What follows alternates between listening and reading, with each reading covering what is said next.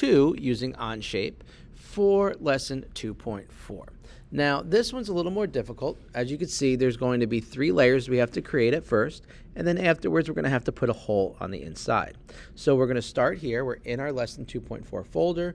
We're going to create a document. I'm going to call it 2.4, and we're going to make it drawing number 2, and then we're going to go underscore whatever your last name is. All right. So we got this one created. We're going to make this from the multiview drawing I gave you, and then turn the multiview drawing into a dimension multiview drawing. So this is in inches. You can always check. Workspace units. It says inches. Awesome. We're going to leave right there. So this one's going to be built from the bottom up. So we start with the top, sketching plane. All right, and we're going to start by making this bottom piece right here. This bottom piece is an extrusion of 1.5, but we know that it's 3.5 by 2.5. So we're going to have to create a rectangle. I like the corner rectangle, and I always like to start in the front.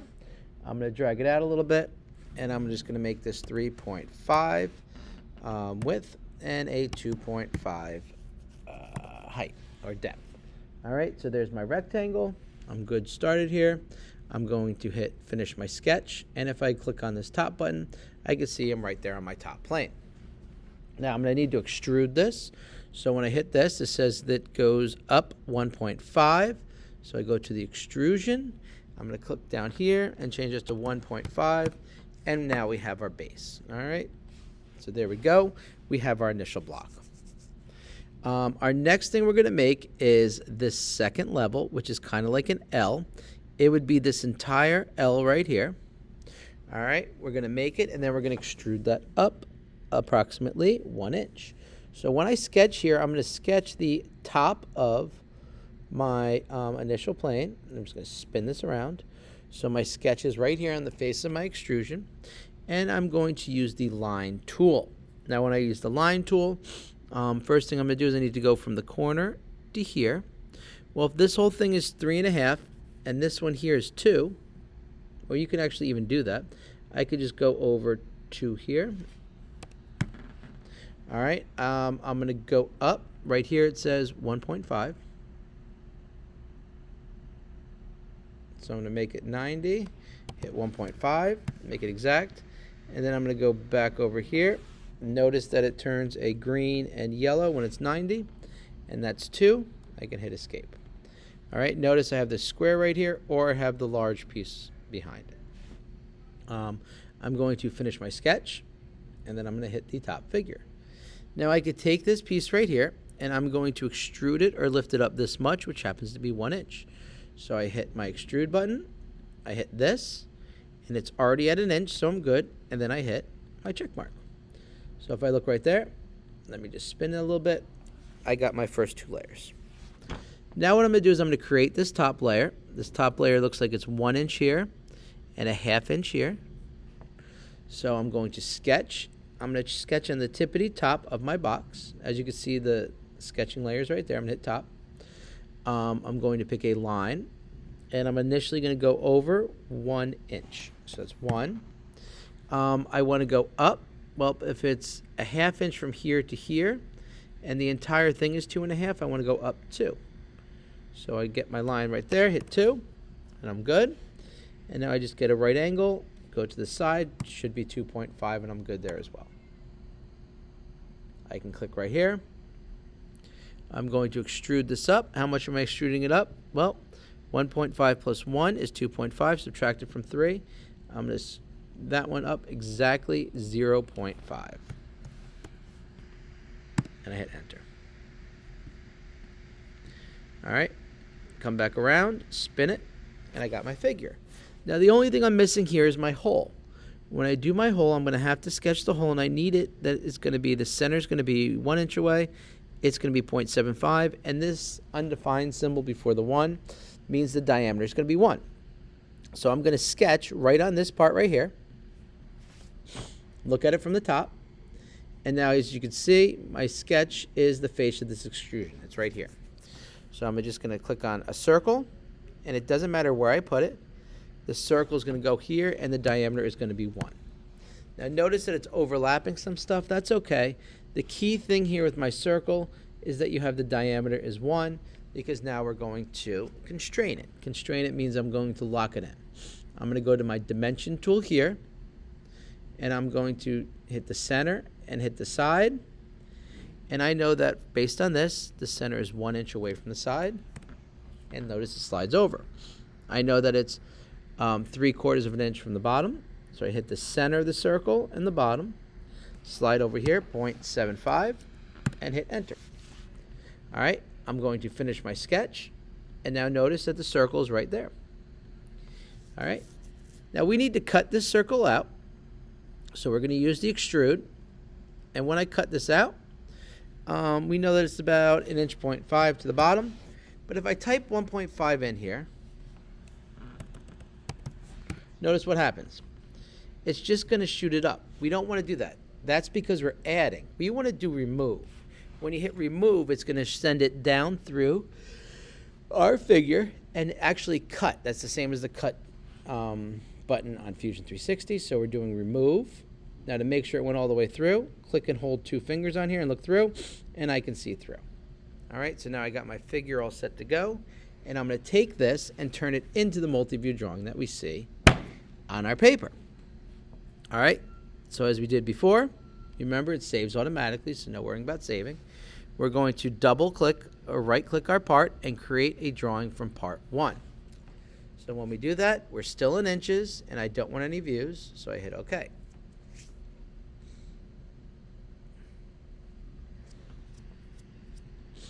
It's loading up for me.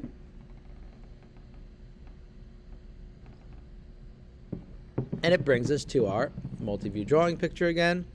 Now here I'm going to click my base view to the right, hit enter, and then just hit escape. I only need 2 projected views. There's my projected view button. I want the top, enter, and then I'm going to take this and do my diagonal. Now the scale looks incredible, so I'm not going to change the scale at all. All right. Now as per usual, I like this shaded, so I'm going to right click it. Oops, sorry, press escape first. I'm going to right click it and show the shaded view. My isometric view is always good to be shaded. What I also want to do is make sure I put a title down here. So on one of these gray lines, I'm going to double click it. My title is going to be lesson 2.4. All right, I'm going to enter drawing 2. You don't need to worry about your name because your name should already be here in the thing. Mine's right there next to the date that I'm creating it. All right. And some of this stuff, other stuff we could fill in later on, but we're not really worried about that yet. All right. So now we got our figure. And the important part about this is we want to make sure that we show our hidden lines. All right. So we got our projected views, and now we're going to show our hidden lines. When we show our hidden lines, what we're going to do is very simple. I'm going to click here, right click it, show hidden lines. So now what that's going to do is that's going to show this cylinder going down. It shows that it goes all the way through. All right. Now on top of that hidden line, what you also want to show is the center line, where the center of the circle is.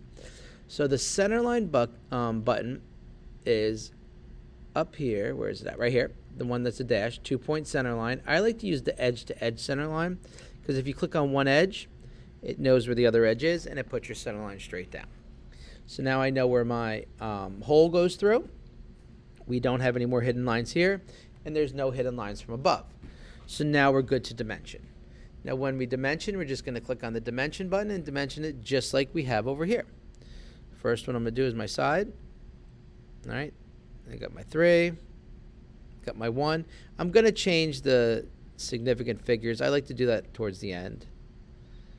You can change it as you go. Like if you want to come up here and every time you do it, you can change it.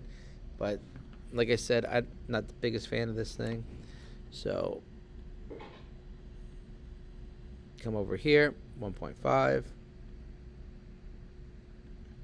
You got 1. Some other things we need. Oh, we need a leader line.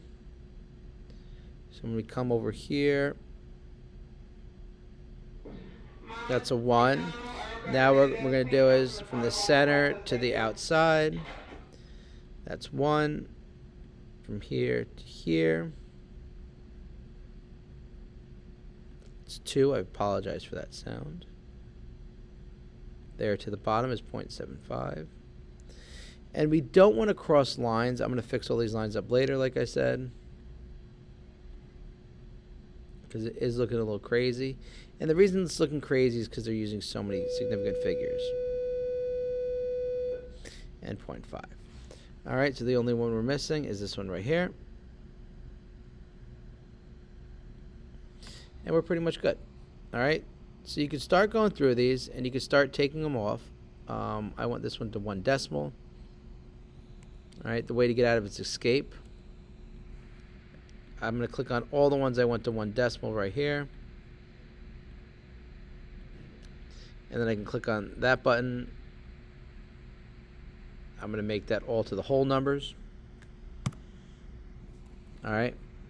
I want this going to the 10th, to the 10th, to the 10th, to the 10th.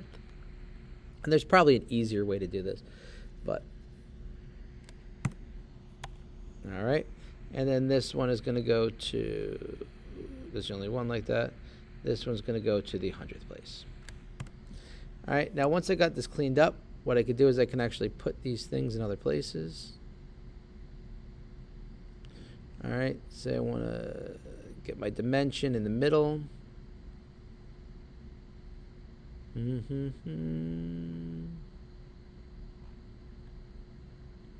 Okay, we don't need that. You always don't do that. You could take these arrows, put them on the inside.